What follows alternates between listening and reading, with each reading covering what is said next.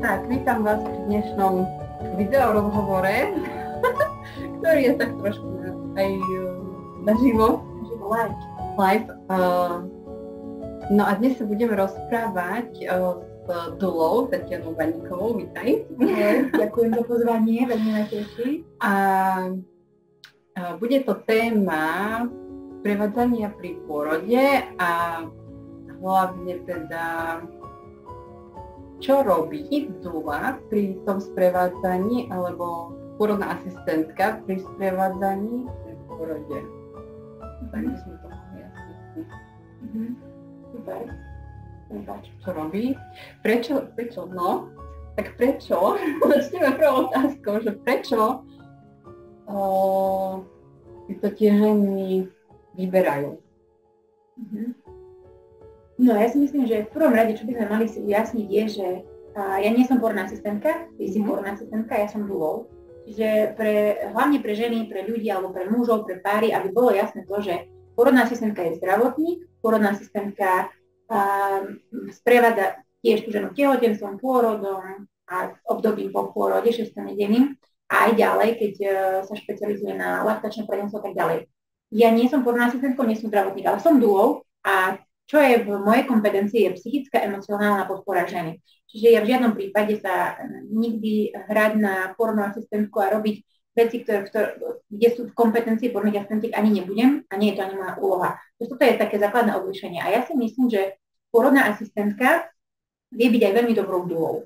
Veľmi dobrou. Takže áno, seriózne. S tým, že ja tou pôrodnou asistentkou nemám túžbu byť, ja sa držím toho, že ja fakt dokážem alebo viem, a mám to poznanie toho, ako podporiť ženu v jej fyziologickom pôrode. Emočne, na tej úrovni toho, že som tam pre ňu a čokoľvek, čo bude potrebovať, jej veľmi rada splním. Takže to je taká základná toho, aby sme si vymedzili, lebo ja sa častokrát stretávam aj v mojej praxi, a hlavne u mužov alebo aj u žien, o to, čo je dula, ja neviem, že také niečo existuje. Takže aby to bolo také rozlíšenie toho, že kto sme, čo sme. Takže tak z mojej strany. No a prečo si ženy vyberajú teda pôrodnú asistentku alebo dulu? Ja si myslím, že si vyberajú hlavne kvôli tomu, že tým, že sú sociálne siete a sme otvorená spoločnosť na informácie, tak tie ženy vnímajú a registrujú, že ten pôrod sa môže odohrať aj inak, ako sme ako spoločnosť na to boli zvyknutí. A tým, že tie ženy, žijeme v spoločnosti postkomunistickej, v spoločnosti, kde stále ten pôrod patrí do rúk lekárov, zdravotníkov, ale v prvom rade my si musíme uvedomiť, že centrum toho pôrodu je žena. A je tu určitá skupina žien, ktoré si to uvedomujú a tie ženy, ktoré naozaj chcú porodiť to dieťa a uvedomujú si, že tú ženskú silu majú, tak oni častokrát siahajú presne po tej sile tej pôrodnej asistentky, po tej sile tej dúly, že naozaj vnímajú, že v tom systéme, to ako je ten systém aktuálne nastavený, že potrebujú mať tam ďalšiu silnú nejakú osobu, ktorá ich tým procesom prevedie. A že sa nespoliehajú len na ten systém, v ktorom to dieťa privedú. Takže ja si myslím, že sú to hlavne ženy, ktoré sú veľmi dobre informované. Väčšinou ma oslovujú inak ženy, ktoré sú druho- a treťorodičky, že už majú niečo za sebou a zistili, že takto teda sme nechceli. Tak?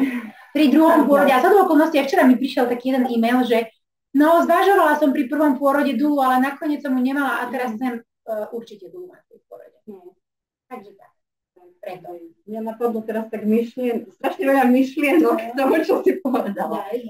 Tak ako prvé, že vlastne prečo ja som začala robiť to sprevádzanie pri pôrode, lebo práve to bola aj tá emocionálna rovina, ktorú vlastne ja som ako veľmi vnímala, ale nebol na to priestor to dať tým ženám.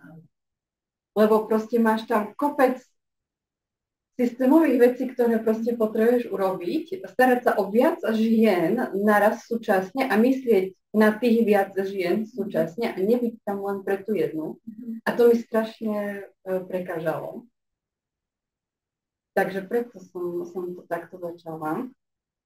A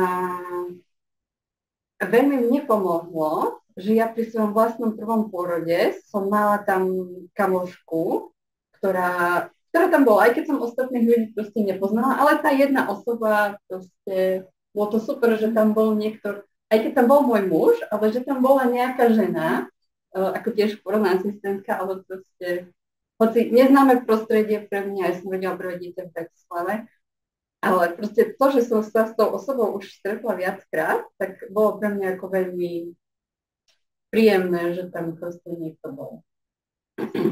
No. Potom ďalšia myšlienka bola, že prečo tie ženy že sú vlastne sčítané a že minule som sa stretla s jednou babou, ktorá ešte nebola tehotná a strašne jej prekážalo, že všetci okolo nej proste rozprávajú o tehotenstve a že kedy už on môže mať 29 rokov a že už je najvyšší čas odtehotnieť a hento a tamto. Ona proste vôbec nemá chuť, pretože vie, že to slovenské zdravotníctvo nie je na tej úrovni a že proste tí ľudia vidia, ako je to v Amerike, že prečo v tých filmoch sa dokáže rodiť proste krásne, alebo v tých videách rodia ženy do bazénika a orgazmický pôrod a proste a tu sa to proste nedá, je to zakopané. Hej. Je to také náročné, lebo keď ukážete niekomu, že existujú malé divy a on videl len domášu, no tak potom je rád, že tú domášu má, že môže na nej si nafúkať tú nafúkovačku a sa v nej okúpať.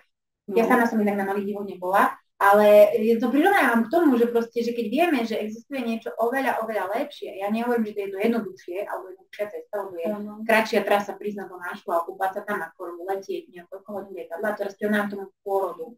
Že aj ten pekný pôrod niečo stojí, ale v našom systéme áno, je to o to náročnejšie, že ten systém žiaľ není nastavený tak, aby podporoval fyziológiu pôrodu podľa najnovších vedeckých poznatkov. A ja to s čistým srdcom môžem tak povedať, česť výnimkám, česť nemocniciam, ktoré to robia inak, česť nemocniciam, ktoré sa snažia a česť lekárom, ktorí naozaj sa zaujímajú a naozaj majú záujem, aby tá žena porodila nielen, že máme zdravú ženu a zdravé dieťa, čo veď skúsili v tých porodení nezomreli, ale máme psychický, celostne biopsychosociálny model, že aj tá žena vyšla z toho pôrodu ako úplne zdravá, ale nielen po stránke fyzickej, emočnej, duchovnej, že tým, že táto oblasť a pôrod zasahuje všetky oblasti tej ženy a tej vnútra a celej rodiny vlastne, tak o to viac by sme sa mali snažiť, aby tie pôrody boli nastavené tak, že tá žena vyjde zdravá celostne, nielen po fyzickej stránke. Takže toto je podľa mňa základ.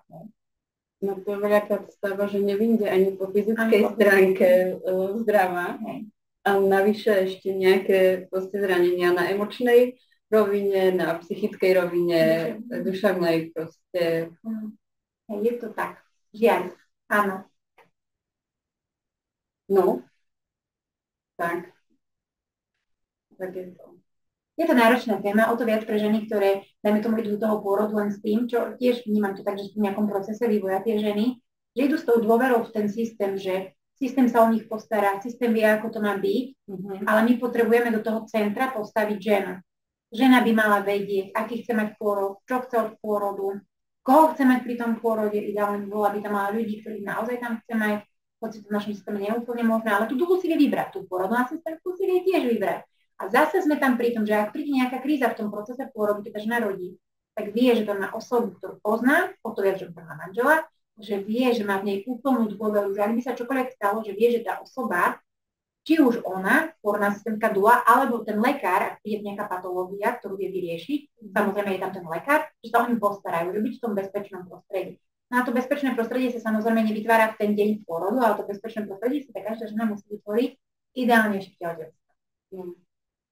No tak určite aj ty máš nejaké stretnutia pred pôrodom. Samozrejme, bez toho to nejde. Určite. Ja tiež určite. Ja som spravádzala aj bez toho stretnutia, keď som začínala, ale potom som si to dala ako podmienku, lebo proste potrebujem, aby tá žena mi dôverovala v nejakých veciach, potrebujem, aby vedela, prečo sa nejaké veci dejú, aj ako z pohľadu pôrodnej asistentky, aj z pohľadu toho lekára, prečo on chce toto, prečo ja chcem od nej toto, prečo napríklad dúla tiež chce niečo iné. A že v tom všetkom ona si musí nájsť to svoje, čo je pre ňu to najlepšie. Že vlastne my nikdy nemôžeme rozhodnúť za tú ženu, ale vždycky musí ona poznať všetky tie varianty. A ja ešte vnímam tú úroveň toho, že keď už dojdeme, dospejeme ako systém, ale nemusí byť systém, ale ako ľudia, ako osoby, my, či duli, pôrodné asistentky, lekári alebo lekárky. Ak dospejeme do toho, že my vieme tak nádhernú symbiózu vytvárať v procese pôrodu, keď si predstavíme teraz nejakú konkrétnu pôrodnú sálu, kde je ten manžel, kde je tá žena, ktorá, centrom je teda tá žena, ktorá rodí, je tam pri nej ten manžel, tá najbližšia osoba, intimná, čo sa týka vzťahu a ďalších vecí. Potom je tam dula, ktorá to celé ochraňuje a chráni. Dobrá pôrodná asistentka, ktorá má na starosti ešte aj ten zdravotnú stránku. A v prípade teda tej potreby príde ten lekár. A keď tam sa vytvára medzi dulou, medzi lekárom a pôrodnou asistentkou taká symbióza, že každý tam má nejakú svoju úlohu, ale vzájomne sme si dôležití. A keď toto každá jedna chápe, tak potom sa tam vytvára neskutočná symbióza toho pôrodu. Ja už som to veľakrát zažila a bolo to, že to tam išlo tak, že si poviete, že wow, že áno, že takto by to mohlo byť. A každý mal tam tú svoju, zároveň každý mal tam tú svoju kompetenciu, v čom vedel tej žene byť nápomocný, pomôcť, robiť, ale zároveň to všetko prelínalo do toho jedného pekného pôrodu, kde centrom toho pôrodu bola len a len žena. A toto je za mňa high level. Toto keď dosiahneme, tak hej, symbióza úplná. Minule som sa stretla, som bola v jednej porodnici, ktorej som nebola ešte nikdy, sa len tak ako pozrieť. Odniesť tam vankuši na dojčenie. A tam sa ma pýtali, že ako, prečo chodím k tomu sprevádzaniu a tak, sme sa rozprávali. A ja som im povedala, že vlastne podporiť tú ženu, a ako väčšinou odo mňa tie ženy, ja sa vždycky pýtam, že čo chcú, tak očakávajú teda podporu. A ja ich tak ako aj rozmaznávam trošku. Tak ako prečo nie? Hej? Ako niektoré veci som náročná, ale v niektorých proste ich rozmaznávam. Aj tie masáže, rebozom, proste úžasná vec. A oni, že ale potom sú rozmaznané aj pri tom porode. A ja, že ako, a čo? Vieš, že aj deti si rozmaznáme, ako, hej, ale zároveň ako to rozmaznanie je v tom, že ty od nich niečo očakávaš, ale zároveň im chceš doprieť proste všetko, aby mali. Hej. A ako ja som na svoje deti náročná, som náročnejšia, ako možno bola moja mama na mňa, ale myslím si, že to je tak ako generačne, že stále očakávame, že ten aj svet sa nejako posúva, máme viac možností, chceme viac vecí a prečo nebyť náročný? Mne sa veľmi páči. A rozmaznaný. Ako Češi, áno, rozmaznaný, ale Češi majú na to taký veľmi pekný výraz, že oni to rozmaznanosť, ja by som to volala ako áno, rozmaznanosť na vec, ale Češi majú na to super vec, že to slovíčko, že péče, že pečujem o tú ženu. Dávam jej tú pozornosť, dávam jej tú starostlivosť. A to nie len počas tehotenstva, ale aj tesne pred pôrodom, aj v deň pôrodu a aj po pôrode sa uzavriem. A to je presne to slovo pečujem, čiže starám stále, starať sa, to je ako keby mám starosť na niečoho, ale to nie je o tom, že mám starosť, ale že to robím s takou láskou, až doslova, ako ty si nazvala, do toho takého extrému, že až rozmaznávam, že hýčkami, hej, ale o tom by to malo byť, lebo keď tá žena sa cíti, že je fakt tá dôležitá, že ona bude rodiť, že ona si zaslúži tú pozornosť, že ona potrebuje tú dôveru a ona potrebuje to rozmaznávanie a hýčkanie, potom si dopraje prežiť ten pôrod naozaj v tej plnej ženskej sile. Ja si to uvedomujem a vidím to. Tie ženy, ktoré si to doprajú, a preto častokrát ja ženám prizvukujem, že hľadajte si čas pre seba. A hlavne tie prvorodičky, ktoré ešte nemajú deti, nemáte toľko času, môžete ísť na masáž, doprajte si pedikúru, doprajte si rebozomasáž, doprajte si, ja neviem, čokoľvek, čítajte knihy, vzdelávajte sa, že je to veľmi také pekné obdobie toho, že tá žena môže si dopriať tie veci.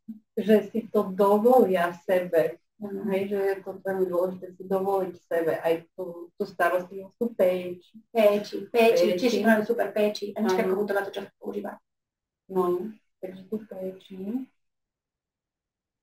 Na tú starostlivosť si dopriať. A máme v tom tehotenstve a potom po tom pôrode, v tom 6. nedelí, lebo tam je to tiež dosť komplikované.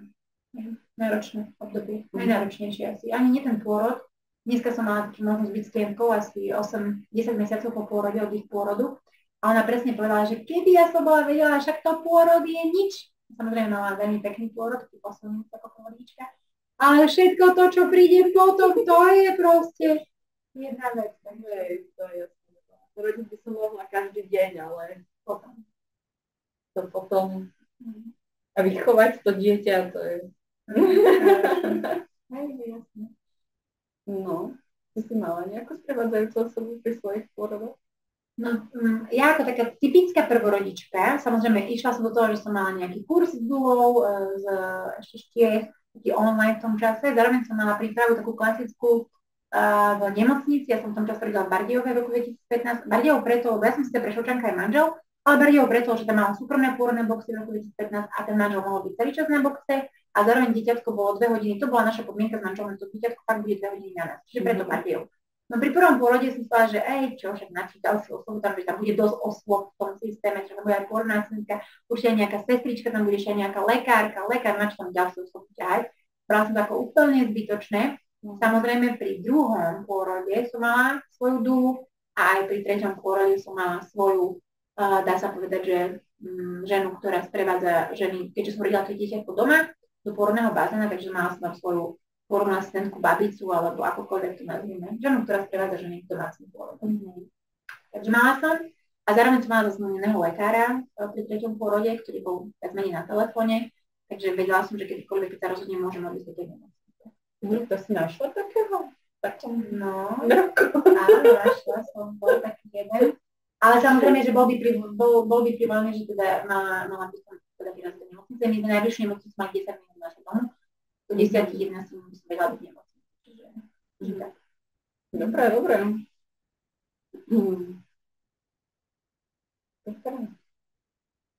No čo by sme ešte o tom sprevádzaní mohli povedať? Čo ti príde také dôležité?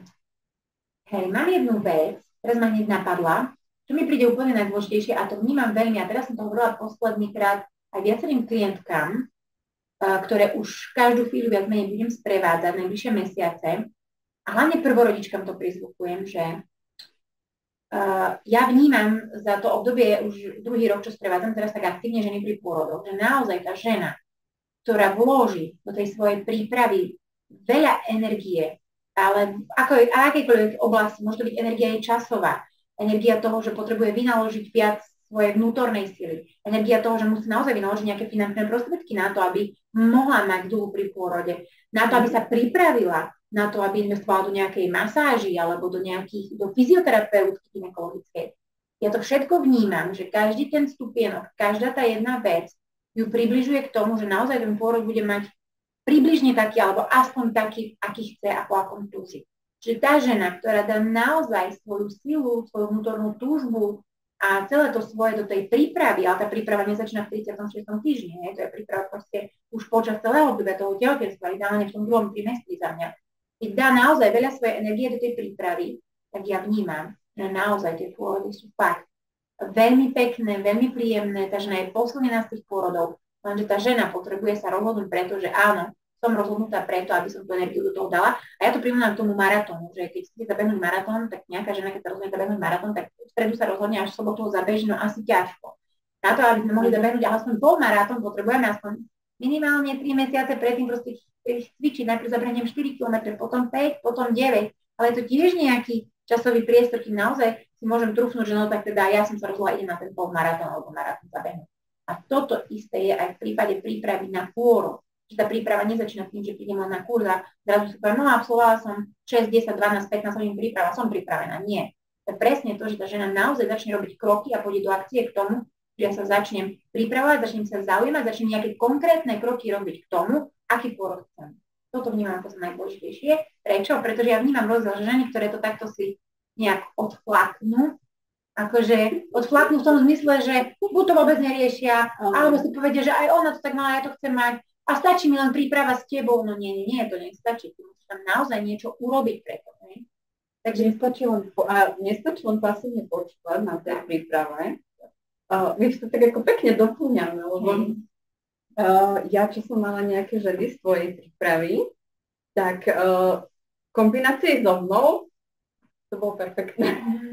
To si sa pochváliť. Výborne, si sa pochválila, to sa mi páči. Áno, ale ako vieš, že tam, no ty robíš tie hypnopôrody. Áno, áno, ty máš v podstate tá, ako keby tá mentálna úroveň je podľa mňa pri tom dýchnom pôrode gro tej práce. Práca s hlavou, práca s mysľou, práca s myšlienkami, technikami. A ja zase sa zaoberám tou fyzičnou, lebo proste, ako jasné, ja robím aj meditácie, aj uvoľňujúce techniky, aj to roboz, aj všetko, ale zaoberám sa hlavne tou fyzičnosťou toho pôrodu, lebo ako taká je, ako pôrod, možno so mnou nebudeš súhlasiť ako lektorka hypnopôrodu, ale bez tej fyzickej prípravy sa nedá pôrod vymeditovať. Lebo je to proste fyzická vec, kedy proste ide tá duša do toho tela a prechádza telom, to telo toho bobecka, takže ako nedá sa to len tak. Nedá sa povedať, že len myslíte hlavou, že to bude pekné a nič preto. Jasné, to brutálne fyzická náročná aktivita a to fyzično úplne, a je to si aj pekne myslela tým, že si pohodná asistentka, teba aj prislúcha viac sa venovať, ako venovať, neviem, že tej hlave nemáš sa venovať, ja presne to, že je to prepojené, a to fyzično tebe veľmi prislúcha. Ale zase tiež bez tej hlavy to nejde. Presne tak, ja to nejde to. No, teraz ma napadlo pár príkladov. Napríklad tiež fyzioterapeutka, veľmi, veľmi proste zameraná na to telo. A mala strašné kontrakcie, veľmi časté a neotvárala sa. Tak som jej urobila meditáciu a rebozo, čož je, vieš, aj jedna úroveň, aj druhá v podstate. Jej kontrakcie prestali. A potom vlastne mi skončila smena a prišla som na ďalšiu, už bola po pôrode, tak sme sa rozprávali, že ako to šlo. Takže kľudne sa vyspala, potom jej nabehli klasické kontrakcie, potom reboze jej prestali, proste vyspala sa, nabrala sily a porodila a mala tam taký moment. A my sme sa o tom rozprávali presne, že prečo sa ona bojí toho pôrodu, prečo to telo jej sa tak bránilo, tak vravela, že ako čítala ako fyzioterapeutka, proste sa stretla s tými situáciami, že proste buď rozvedané brucho, alebo proste komplikácie v panovom dne a tak.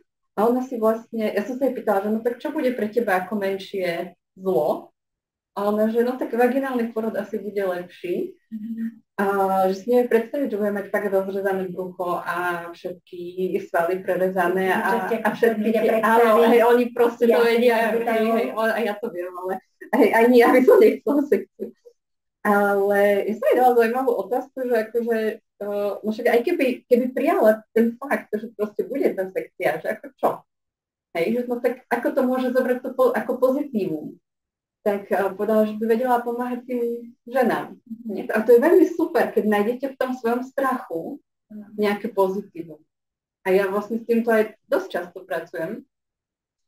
A potom mi hovorila, že pri tom pôrode bol moment, kedy už jej povedali, že jej pohrozili sekciou a ona, že dobre, že ide ešte do sprchy a ideme, alebo sa vycikať, alebo niečo do kúpeľne.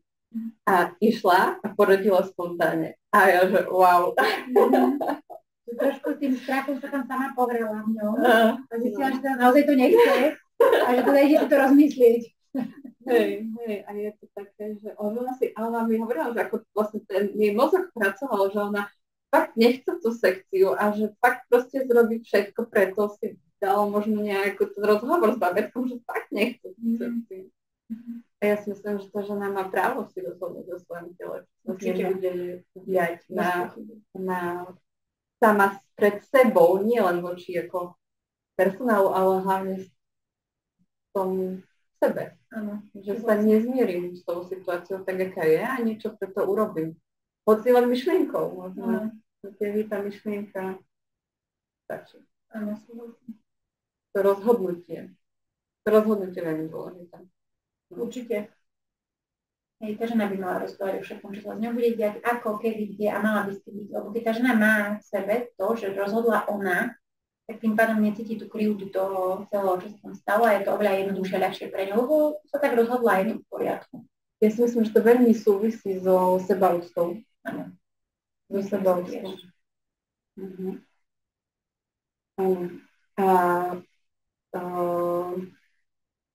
myslím si, že žena, ktorá si buduje tú sebaúctu, lebo to zase nie je niečo, čo môžeme dať do šuplíka a vziať späť, ale tak, keď si to proste vybuduje nejako, tak prirodzene sa aj takéto veci, také tie zlé nemocničné veci ani nestanú. Vlastne. Hej.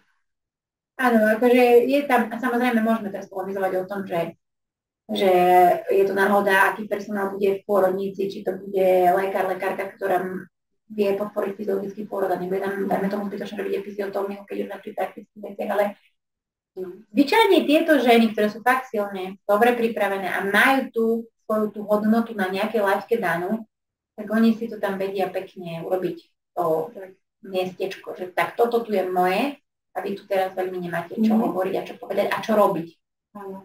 A je to o tom aj počúvať seba, lebo keď ja si poviem, že láka má napríklad tento kurz prípravy na pôrod a ja poviem napríklad rodine, že chcem na ňoho ísť, že sa mi to páči a my tu ešte máme teda na východe takéto, že a na čo ti to bude, veď porodíš a ja som porodila, aj ty porodíš, daj to prežiješ.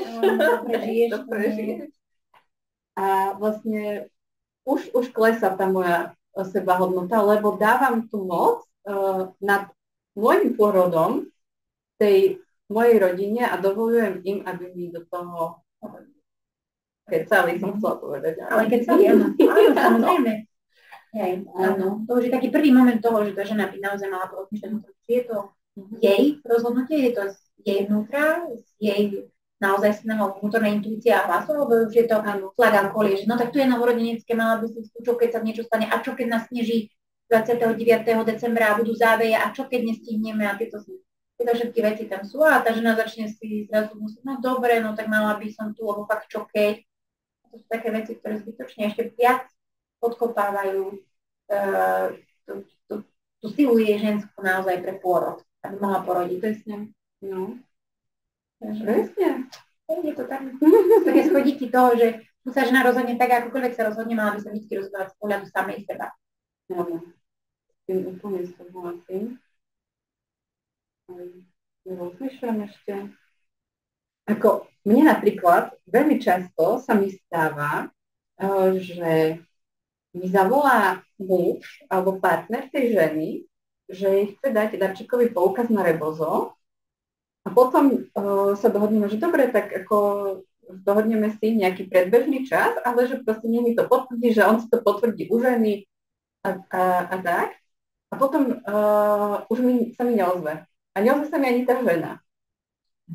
Hej, že vlastne, že čo tam myslíš, že môže byť, keď ten partner chce tej žene dopriať masáž, že jej to chce dať možno ako darček, a ona si namiesto toho zrejme si vyberie niečo iné. Áno. Ako jednak je, že teraz sme v spoločnosti, kde je dôležitejšie, ja neviem, ako teraz samozrejme nesmiem znevažovať salóny rôzne krásy, podľa mňa každá žena by sa mala o seba starať. Tak možno, že to je presne hodnota tých priorít. Tým, že sme v spoločnosti, kde je dôležité mať pekné nechty, pekné riasy, pekné topánky na nohách, alebo mať, ja neviem, čo ešte všetko. Tým, že fakt žijeme v takej materialistickej dobe, tak kladie sa veľmi dôraz na tú škrupinku, na to vajíčko a tým pádom podľa mňa nejde sa tak do hĺbky, do toho vnútra. A už len to spojenie tej rebozomasáži a dovolenie si dopriať aj niečo pre seba, pre svoje vnútro, vypnúť, uvoľniť sa, dať si prípravu aj takouto formou náporu, lebo je to istá forma prípravy, uvoľňovanie svalov, väzov, fascií, už je to skvelá vec, tak radšej si vyberiem niečo také, že čo mám teraz hneď a začnem, nemusím ísť tak až úplne do seba, do hĺbky, lebo nestačí byť na povrchu. Takže ja to skôr tak vnímam. No potom to tak aj vyzerá pri tom pôrode. No to potom tak aj vyzerá. A častokrát nejak aj... Lebo pôrod je proste, ide z tej hĺbky. Ide fakt z tej hĺbky až do bunkovej úrovne. My to tam nechceme ísť. My tam sa toho bojíme, čo je úplne normálne. A pritom je to také jemné. Myslím si, že je to preto, že fakt tie ženy majú veľa možností, kde inde dať, prioritizujú, hej, kde inde dať tie peniažky, ako by som mala sa venovať sebe, alebo dopriať si sebe, a zase sme pri tej sebehodnote, že tak ten muž mi chce dopriať a ja nakoniec ani tam sa nedostanem. A druhá vec je, čo zase ja vnímam, a to vnímam aj sama na sebe, že ja toho času mám fakt málo. A preto ja sa musím ako mama 3 detí, ako žena, ktorá aj sprevádza ženy pri pôrode, aj sa venuje tým ženám, musím na prvé miesto dávať aj v zmysle svojej sebahodnoty aj seba, že byť takým trošku, ja to nazývam, že egoistom, ale takým dobrým egoistom sama sebe. Že fakt si dopriať to cvičenie, dajme tomu pravidelné, dopriať si stretnutie, kávu s kamarátkou, hoci to mala byť len pol hodinka, dopriať si takýto rozhovor napríklad, že fakt je tam tá sebahodnota potom u tej ženy je úplne iný level. Keď sa dá na prvé miesto, že ona je to dôležitá.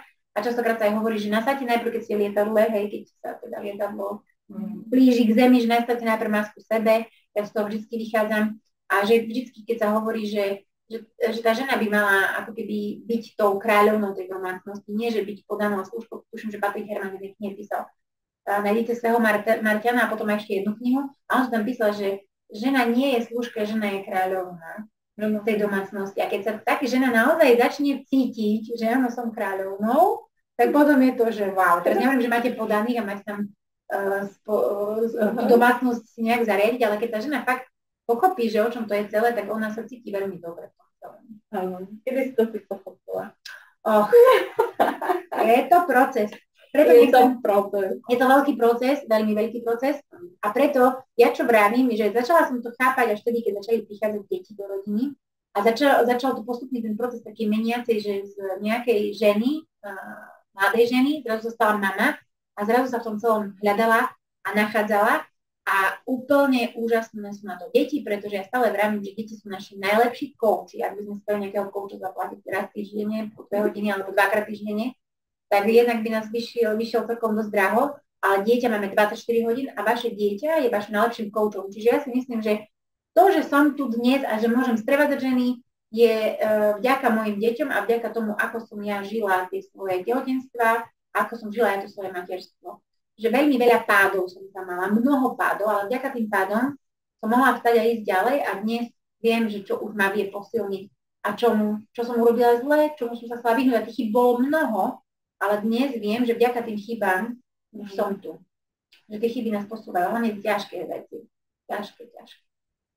Takže tak. Mám sa pýtať hlbšie? Nemusíš sa hlbšie pýtať, ale ak chceš, môžeš. Akože hlavne kvôli tomu, aj dneska ráno som to rozobrala s jednou priateľkou, keď sme boli v gyme, že ja si hovorím, že ja by som túto prácu nerobila, kebyže ten prvý pôrod nemám taký traumatický.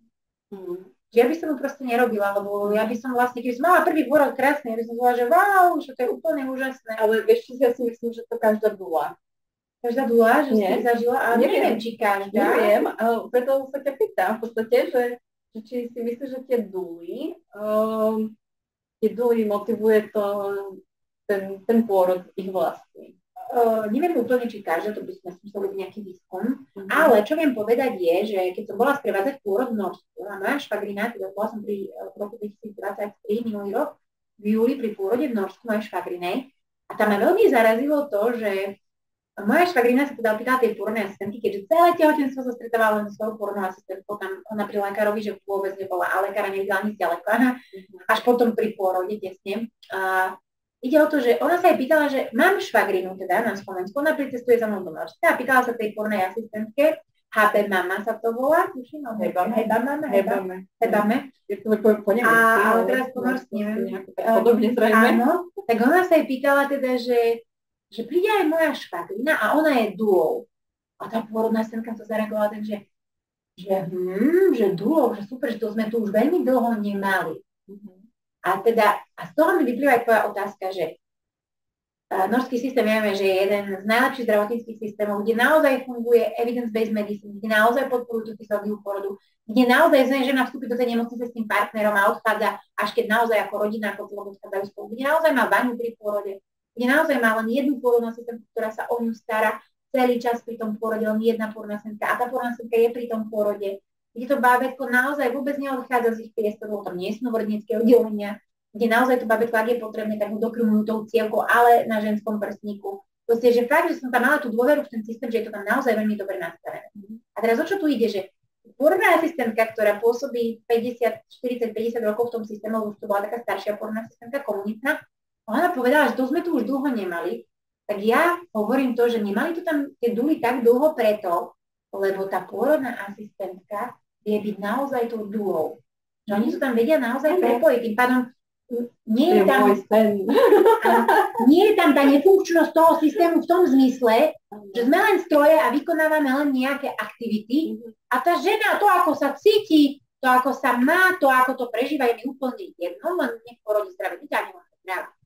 No a tým, že to tam majú, proste naozaj to tam majú, v tom systéme ako štandard, nie ako na štandard, ani Váňa nie je na štandard, Váňa je tam štandard, tým, že to tam tak majú, oni preto tie duly tam nepotrebujú, lebo to tam majú v tom systéme.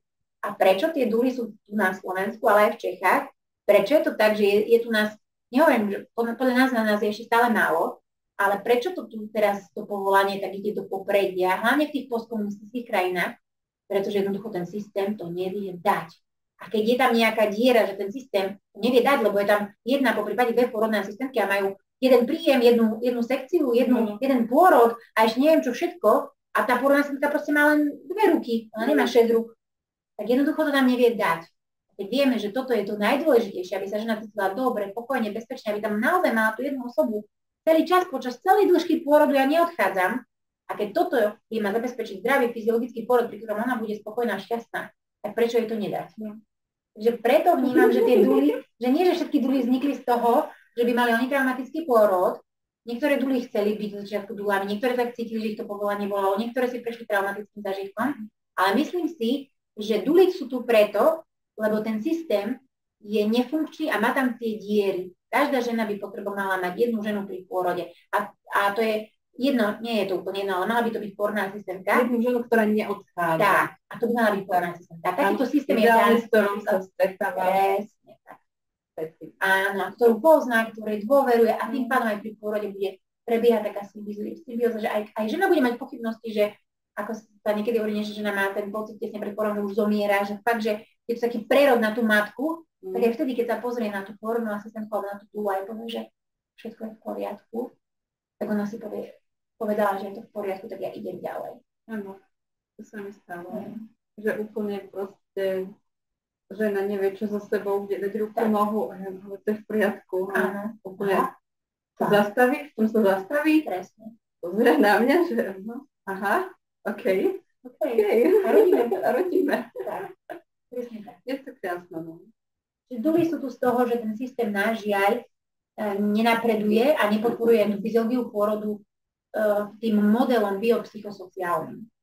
Čiže tá žena prišla z nejakej domácnosti, z nejakej rodiny, z nejakého zázemia, či z toho socia, z toho, že tá žena naozaj potrebuje na fyzickej úrovni porodiť zdravo, čo najlepšie a zároveň potrebuje byť emočne, psychicky a fyzicky posilnená tým pôrodom. A nie zničená, deformovaná a má potom čo robiť celé to 6 nedele a celý prvý rok zbavec. No. Takže tak. No, teraz dnes bolo v rádiu, teda už to je také dlhšie, to evidujem ja, ale dnes to bolo v rádiu, že klesá pôrodnosť veľmi rapidne. Tak otázka je, keď už máme tých detí menej, prečo si nedopriať takú tú plnohodnotnú starostlivosť? Dovoliť k tomu dovoliť si, či už finančne, alebo sama pre seba, aby som mala niekoho, kto sa o mňa rozmazná, kto sa o mňa postará, kto ma opečuje. No.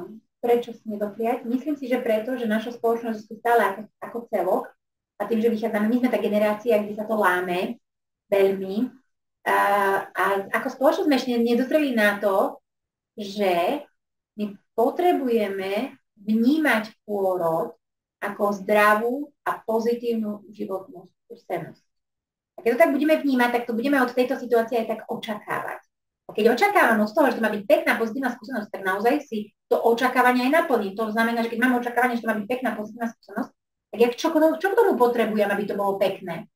No, tak potrebujem tomu nejaké osoby, ktoré ma v tom podporia, potrebujem nejakú dobrú, kvalitnú prípravu, potrebujem niečo pre to robiť potrebujem sa obklopovať ľuďmi, ktorí ma v tom posilnia, že to dokážem, aj napriek tomu, že mám nejaké strachy, keď prechádzam nejakým svojim vlastnými nejakými traumami, akýmikoľvek, že to zvládnem a že budú tam stať pri mne, akokoľvek to bude. A to môže byť fyziologický pôrod, môže byť fyziologicky s nejakými patológiami, môže to byť pôrod s císarským rezom, ale aj ten císarský rez vie byť pekný láskavý.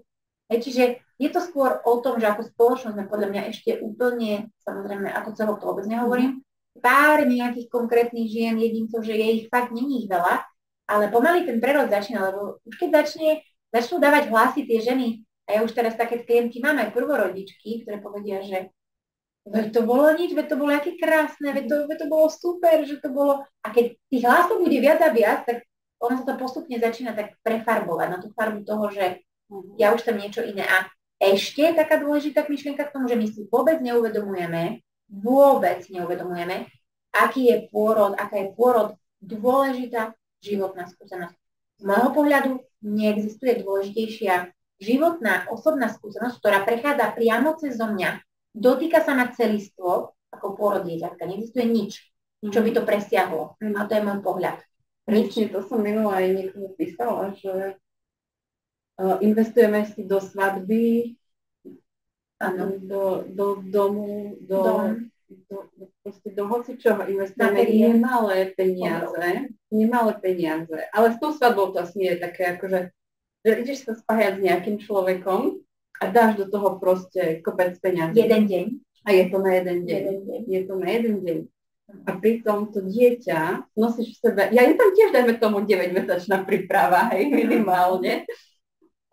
Že vlastne ideš sa spájať aj s tým dieťaťom a máš nejakú prípravu na to, dajme tomu tých 9 mesiacov a nevyužívaš to a potom ani vlastne, nie že investuješ do toho čas, neinvestuješ do toho ani finančné prostriedky, neinvestuješ do toho energiu a očakávaš, že to bude wow, že to bude svadba, že to bude svadba. Áno. A láska na prvý pohľad, a že to všetko bude bez problémov, a všetko pôjde ako hodinky. No to je podľa mňa len veľmi malé percento šťastných, naozaj šťastných žien. Presne tak. Ako, to je skôr taká výnimka potvrdzujúca pravidlo. Presne tak. No. Je to veľmi smutné, ako ja to mám krásne. To násmiech. No. Je to veľmi smutné. Ale to je len preto, že to je ako spoločnosť na nejaké pôrody a že my sami sme sa ešte narodili tými klasickými pôrodmi, kde ten kontakt s matkou proste nebol, kde nebol dotýpaný výpočník, kde sme boli separované a proste ešte sme tá generácia tých chladných detí, chladných mám, kde fakt, že tá intuícia bola úplne pošliapaná tým ženám, lebo podľa mňa tie ženy vnímali a cítili, že chcú byť s tým dieťatkom, ale ten systém ich prevalcoval. No a my to ešte vychádzame z tej spoločnosti. Ja som 88 ročných narodenia, čiže ešte ty už si po, ale celé ešte tam v 90 rokoch tam pretrvávalo. To ešte tá studená doba. Ešte nebolo ocko pri pôrode. Ešte nebolo ocko. No. Ale aj ani tí muži, aspoň my máme v rodine takých chlapov, ktorí proste nechcú ani počuť, aby išli ku pôrode. Teda môj manžel bol pri pôrode, pri prvom. Pri druhom nemohol byť, lebo zase to bol COVID. A viem to porovnať, aké to bolo, keď tam bol a keď tam nebol. A keď tam nebol, to bolo zase také, že fíha, to bolo teda ako, že no, stúpni si do svojej sily teraz, ty sama za seba. No. Bez povodičky. No, bolo to dobré. Ako revala som, že tam není, ale bolo to dobré. Super. Tak. Dobre, no čo by sme ešte takto spomenuli?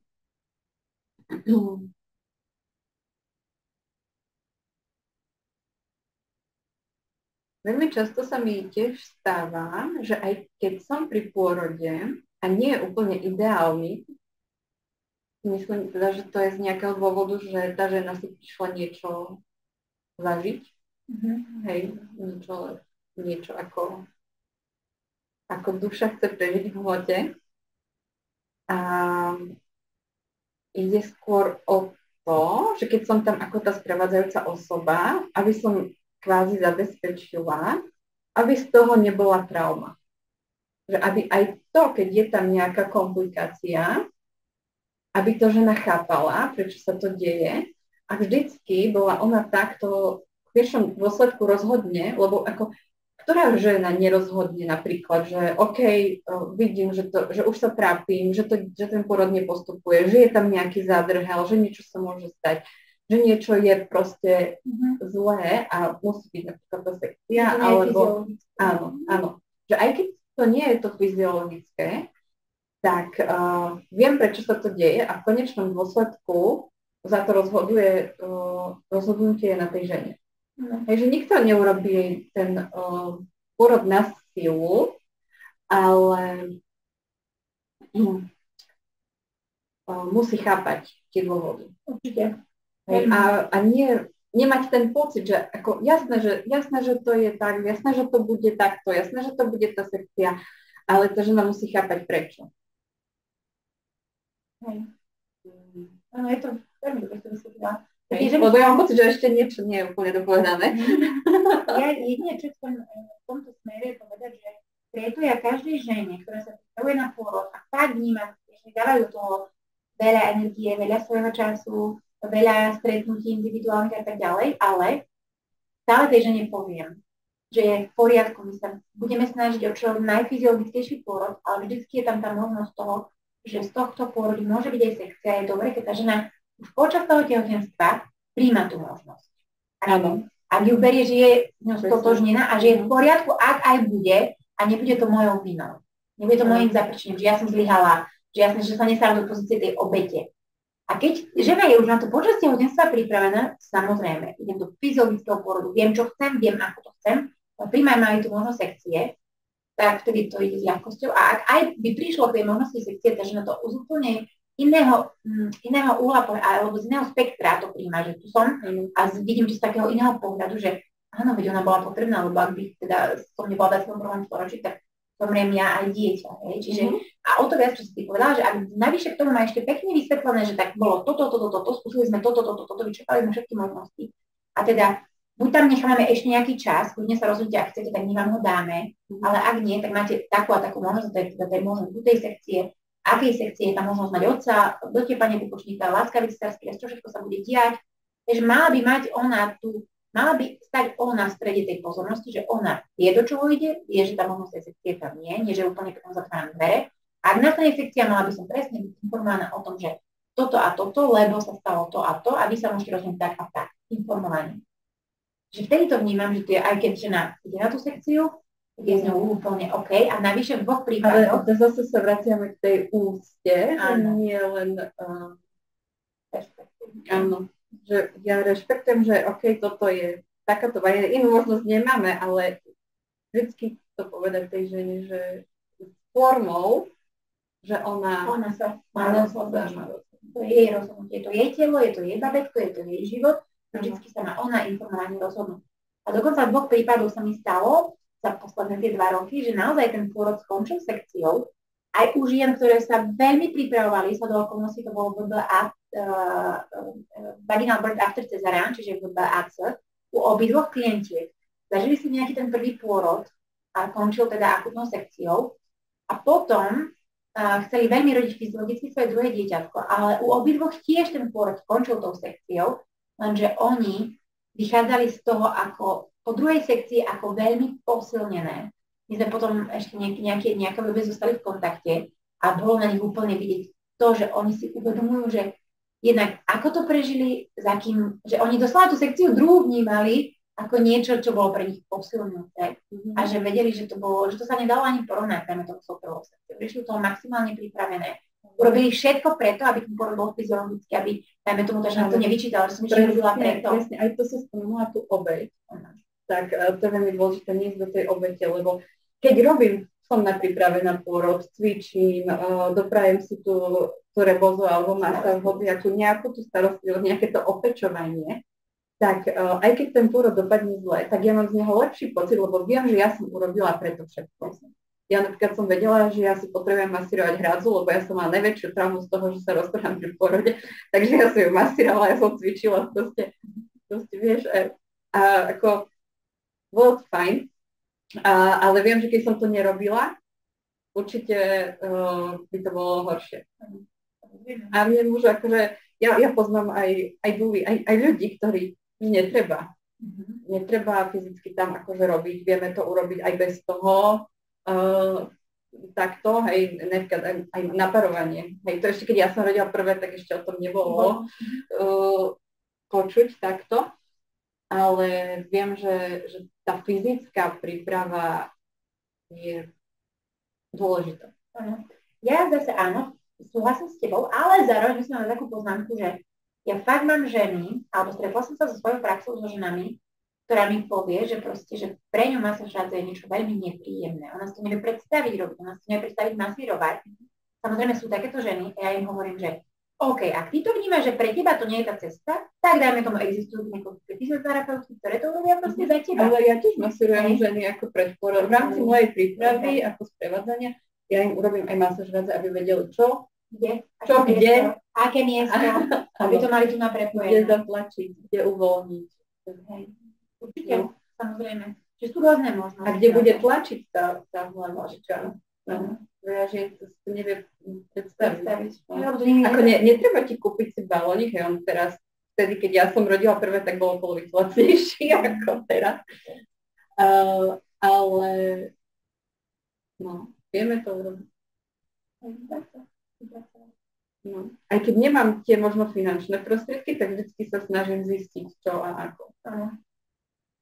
A keď už to robím, tak mám zo seba vo výsledku dobrý pocit, že urobila som to, aby to tak nebolo.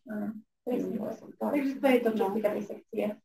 Takže pripravujte sa na to, že ženy, že áno, niektoré pôrody proste končia sekciou, ale ja hovorím, že vďaka Bohu za to, že sme v 21. storočí, vďaka Bohu za to, že tie sekcie tu sú, ale samozrejme odôvodňujem alebo odvolám sa len na tie sekcie, ktoré sú naozaj opodstatnené.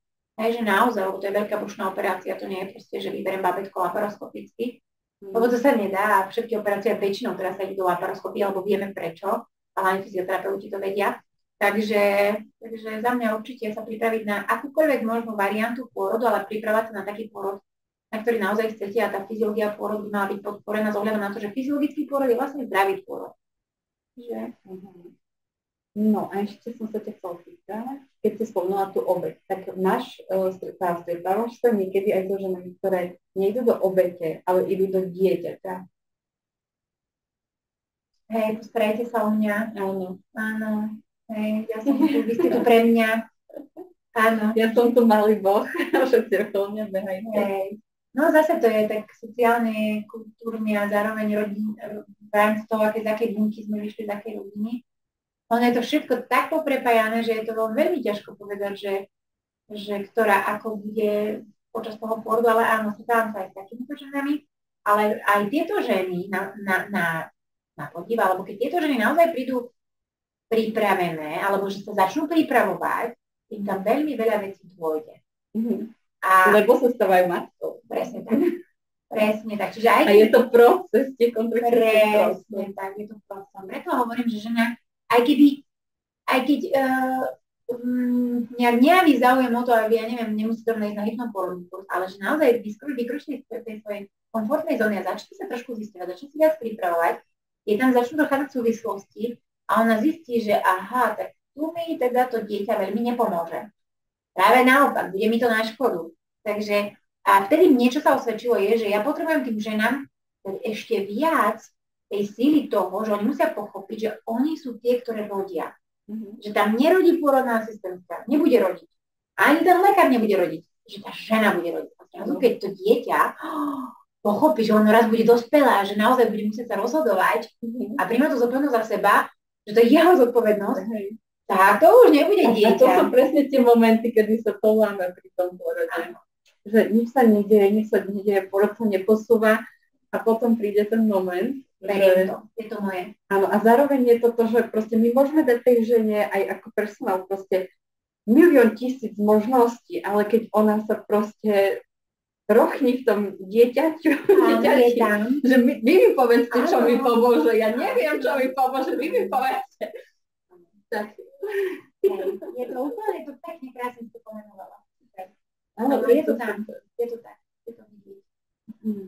Hej, a tí ženy, ktoré sa začnú pripravať už v tehotenstve, tak oni už tam pochopia, že OK, takže tak tá pozícia, my sme to tu nazvali, že toho dieťaťa, že proste tam mi to bude najväčšie. A o to viac väčšiu zodpovednosť cítia a zrazu začnú to byť tie, ktoré dobre, však idem na ten kurz alebo absolútne prípravu a oni potom tak sa chytia toho, že dobre, že som tak skoro prišla, lebo ja vlastne toto všetko chcem robiť. No, hej, áno, je to super pozorovať ten proces toho vývoja. A ešte máme, to sme tak akože zabrdli do tých archetypov trochu.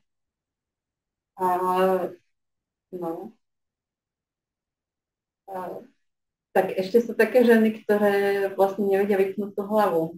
Takí sabotéri. Ja tie archetypy vôbec nepoznám, ani neriešim, ale ja to riešim z toho pohľadu, z toho, čo vidím, čo tam mám a s čím pracujem.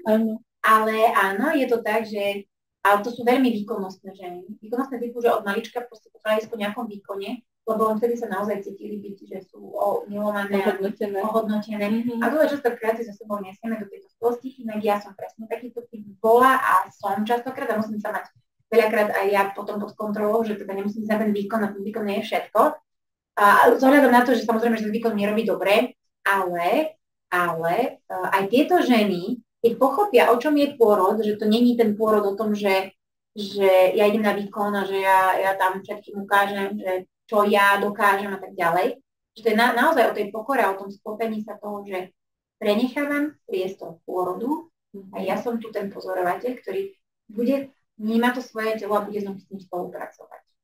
A keď tie ženy dokážu tú hlavu vypnúť, lebo fakt je to o tej vypnutej hlave, počas pôrodu, aby ten hormonálny systém mohol vytvárať všetky tie hormóny, tak im sa potom veľmi ľahko jednoducho naskočiť do toho vlaku. Hoci niekedy majú tendenciu vystupovať z neho, tak keď tam tá dula je, alebo tá porodná semka, ktorá to vníma, tak ich naspäť nasadí do toho vlaku. A poďme spolu. A ideme na to spolu. A dýchajme spolu.